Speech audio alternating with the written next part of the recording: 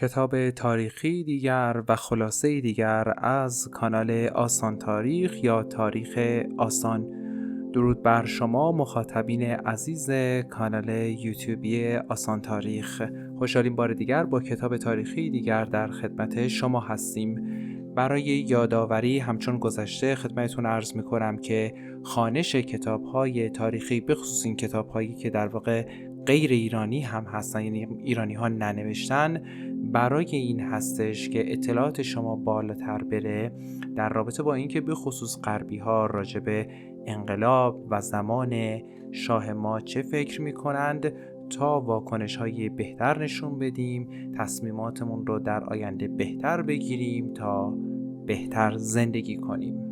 پس مطالب کتاب‌های خوانده شده از جمله این کتاب و در آینده کتاب‌های دیگر نه تایید میشه نه تکذیب، صرفاً برای افزایش آگاهی است. کتاب می‌خونیم برای افزایش آگاهی.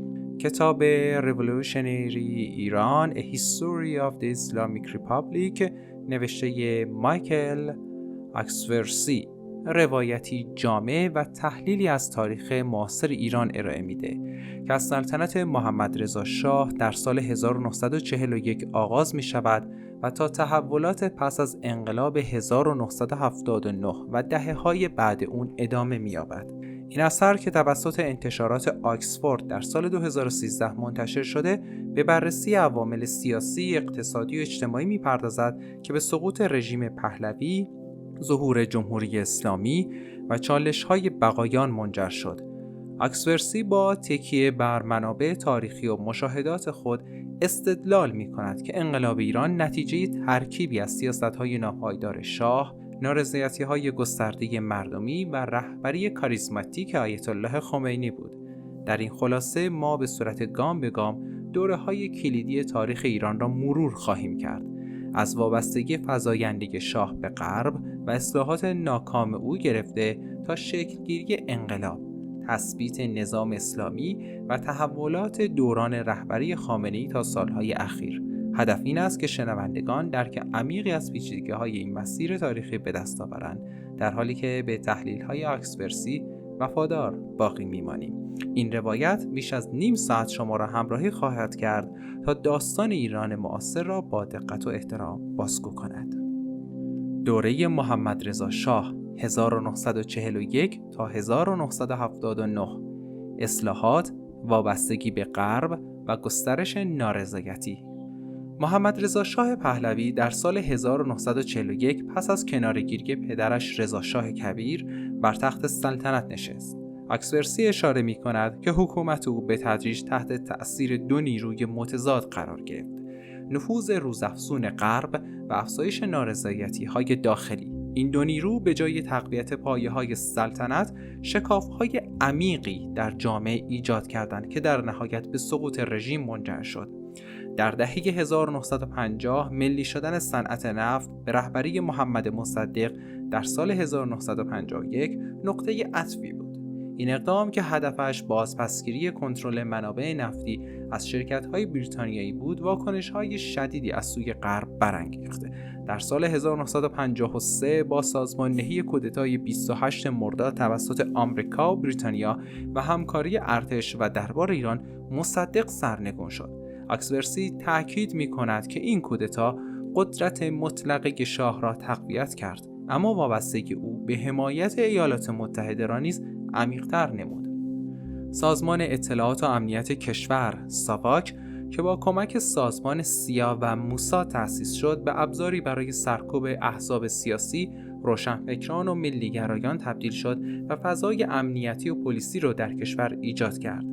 در سال 1963 شاه برنامه اصلاحات گسترده‌ای موسوم به انقلاب سفید را معرفی کرد که شامل اصلاحات ارضی، صنعتی سازی و اعطای حقوق جدید به زنان مانند حق رأی بود. اکسورسی توضیح می‌دهد که این طرح هرچند با هدف مدرن کردن ایران طراحی شده بود، به دلایلی موفق نشد و بحران را تشدید کرد.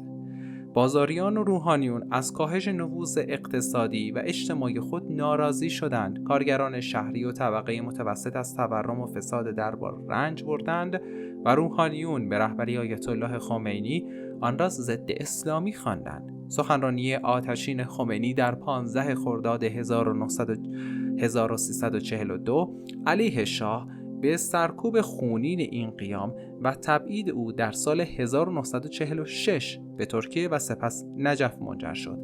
در دهه 1970 افزایش درآمدهای نفتی پس از جهش قیمتها در سال 1973 فرصت‌هایی برای توسعه فراهم کرد. اما این ثروت به جای توزیع عادلانه صرف پروژه‌های ناکارآمد شد و خریدهای نظامی گسترده. آکسورسی می‌نویسد که فساد در میان تکنوکرات‌های درباری و شکاف طبقاتی فزاینده نارضایتی را در میان دانشجویان، بازاریان و روحانیون گسترش داد. این عوامل همراه با سرکوب سیاسی و انزوای شاه از جامعه زمین ساز انقلاب 1979 شدند.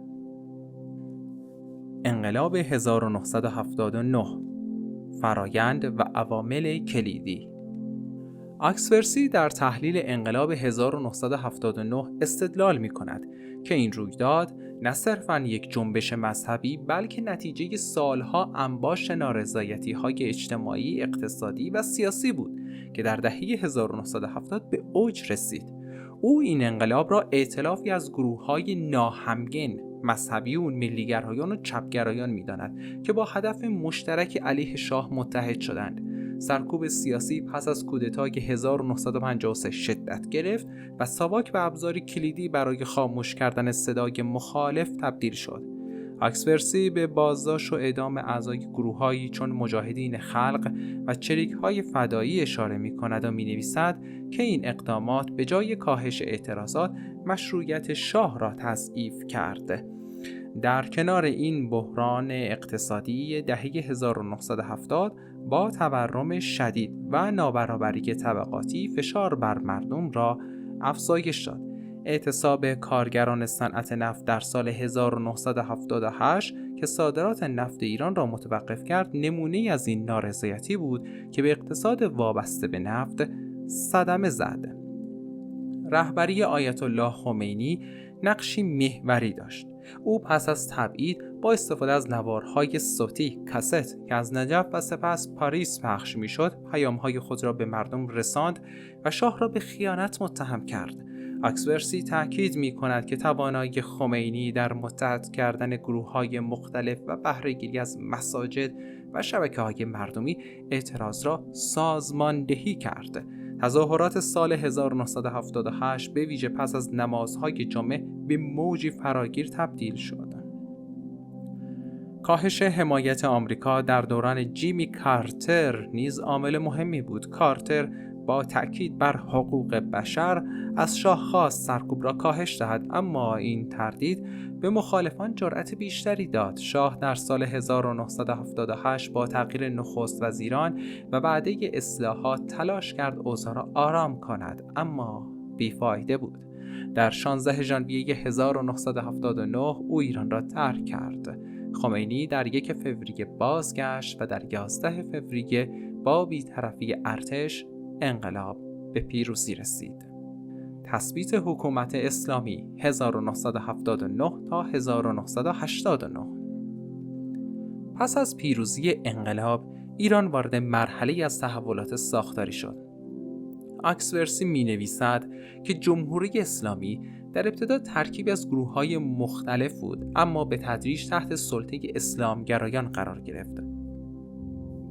در بهار 1979 همه‌پرسی تأسیس جمهوری اسلامی با رأی 98% مردم تصویب شد و قانون اساسی جدید با اصل ولایت فقیه قدرت را به آیت الله خمینی سپرد. این امر با مخالفت ملیگرایان مانند مهدی بازرگان روبرو شد، اما مقاومت آنها بی نتیجه ماند. سرکوب رقبا از سال 1980 شدت گرفت. بازرگان در نوامبر 1979 استعفا داد و نهضت آزادی حذف شد.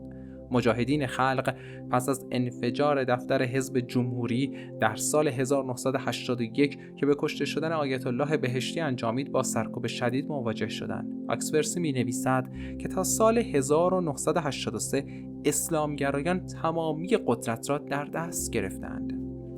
تسخیر سفارت آمریکا در نوامبر 1979 که 52 دیپلمات را 444 روز گروگان نگه داشت، به تقویت گفتمان ضد غربی و سرکوب میانه روها کمک کرد.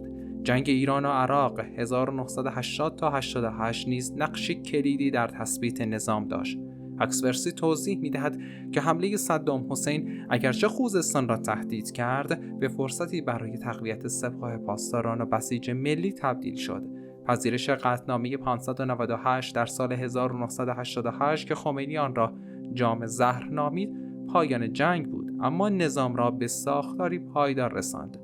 درگذشت خمینی در سال 1989 و انتخاب خامنه‌ای با تغییر قانون اساسی نشان دهنده گذار به یک نظام نهاد محور بود. شخص محور تبدیل به نهاد محور شد. دوران رهبری آیت الله خامنه‌ای و تحولات پس از آیت الله خمینی 1989-2005. با درگذشت خمینی، علی خامنه‌ای در سال 1989 به رهبری رسید. اکسورسی می‌نویسد که او بدون مرجعیت فقهی با تکیه بر سپاه و نهادهای امنیتی قدرت خود را تثبیت کرد. دوره هاشمی رفسنجانی 1989 تا 1997 بر بازسازی اقتصادی پس از جنگ متمرکز بود، اما خصوصی سازی ناکارآمد و فساد نارضایتی را افزایش داد. انتخابات 1997 با پیروزی محمد خاتمی امید به اصلاحات را زنده کرد. اکسورسی توضیح می‌دهد که جنبش اصلاحات با مقاومت شورای نگهبان، سرکوب مطبوعات و حوادثی چون حمله به کوی دانشگاه در سال 1999 مواجه شد و نتوانست تغییرات اساسی را ایجاد کند. در این دوره سپاه پاسداران به بازیگری کلیدی در سیاست و اقتصاد تبدیل شد و نهادهای تحت نظر رهبری مانند بنیاد مستضعفان گسترش یافتند. تا سال 2005 با روی کار آمدن احمدی نژاد اصولگرایان قدرت را باز پس گرفتند. جنبش اصلاحات و دولت خاتمی 1997-2005. پیروزی خاتمی در سال 1997 نتیجه نارضایتی از فساد و محدودیت‌های دوران رفسنجانی بود. او با وعده آزادی بیان و جامعه مدنی حمایت جوانان و زنان را جلب کرد. اکسورسی می‌نویسد که اصلاحات او با موانع ساختاری از جمله رد صلاحیت‌ها توسط شورای نگهبان و سرکوب اعتراضات دانشجویی 18 تیر 1378 ناکام ماند.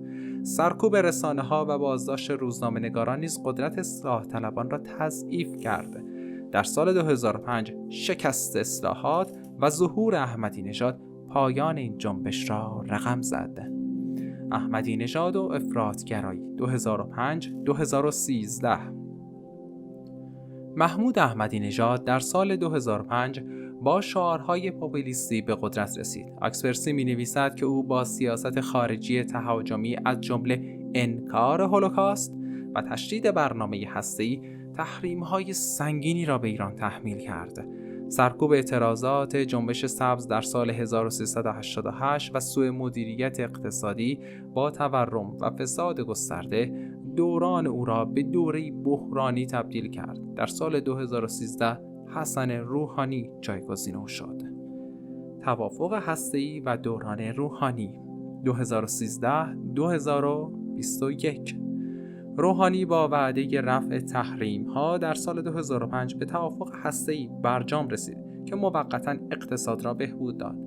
اکسورسی می‌نویسد که خروج آمریکا از برجام در سال 2018 این دستاوردها را از بین برد. اعتراضات دی 1396 و آبان 1398 همراه با سرکوب شدید و گسترش نقش سپاه نشان دهنده تداوم چالش‌های داخلی بود. در سال 2021 ابراهیم رئیسی قدرت را در دست گرفت. تحلیل پایانی: بقا و تناقضات جمهوری اسلامی. اکسورسی نتیجه می‌گیرد که بقای جمهوری اسلامی نتیجه سرکوب، انعطاف تاکتیکی و ایدئولوژی مقاومت است. با این حال شکاف با نسل جوان، بحران اقتصادی ناشی از تحریم‌ها و فساد و تنش‌های بین‌المللی آینده آن را تهدید می‌کند. او هشدار می‌دهد که بدون پاسخ به این چالش‌ها نظام ممکن است با بحران‌های جدی مواجه شود. پایان کتاب، چیزی که همکنون می‌بینیم. آیا به نظر شما با ادامه این بحران‌ها این نظام ادامه پیدا می‌کند؟ نظرات خودتون رو برای ما بنویسید با رعایت اصول حفظ احترام و ادب در مقام و شایسته خودتون و این کانال. سپاسگزاریم از همراهیتون. کانال را سابسکرایب کنید، ویدیو رو به اشتراک بگذارید و پیشنهاد بدید این بار به سراغ چه کتابی برویم. تا درودی دیگر، بدرود.